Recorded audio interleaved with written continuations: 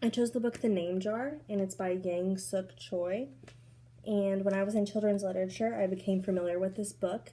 And when I got this assignment for this class, I kind of remembered this book, and I thought I would do it again because I really liked it. And it has to do with names, and I feel like in today's society we have so many names that are maybe hard to pronounce or passed down from family to family, from generation to generation. We don't really know why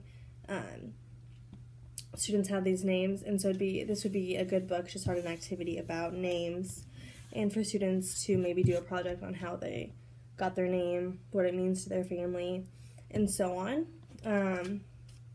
So yeah, an activity is maybe a teacher could put all of her students' names in a jar, and once a week she pulls a name out of the jar, and that student has to research their name, talk to their family members, and then present at the end of the week about their name, how they got it, what it means to the family, and so on. Or even just, a name jar activity, have two students pair up and talk about their names, or, talk about themselves and meet new people. The theme of the book is just kind of like acceptance. She just moved here to the United States from China, and she's nervous to start school. And she knows her name is kind of hard to pronounce, and so she, asked the class, hey, can you guys come up with some names for me? Because I'm going to change my name. And so they come up with all these names in this jar, and she takes the jar home, and she has to choose what name she wants to have. And then at the end of the book, it's a good ending. You can read to find out, but what name she actually does choose.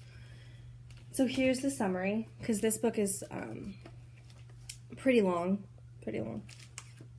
So it's a new country, a new town, and a new school for Young-hee. So what about a new name? Having just arrived from Korea with her family, Young-hee is anxious about making friends and worried that no one will be able to pronounce her name. So instead of introducing herself on the first day of school, she decides to pick a new name. The only problem is that she doesn't know what name to choose.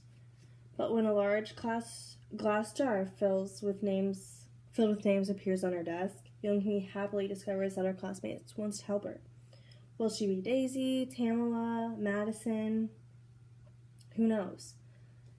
And what will she do with her real name? Filled with Yang Suk's warm, glowing paintings, the name jar speaks to many children's worries about fitting in and assures them that being different is often a good thing. So again, this just talks about, besides just different names, but just, fitting in, and I feel like every student has that anxiety sometime in their life, and this would just be a good book to discuss and go through during that. But I really like this book, and as it said, she did all the paintings herself, and I just think this would be a good book at the beginning of the year to get maybe help students get to know each other, but also help them know it's okay to be nervous and to be anxious and about fitting in, but we all need to embrace our culture, our name, where we're from, and teach others about it.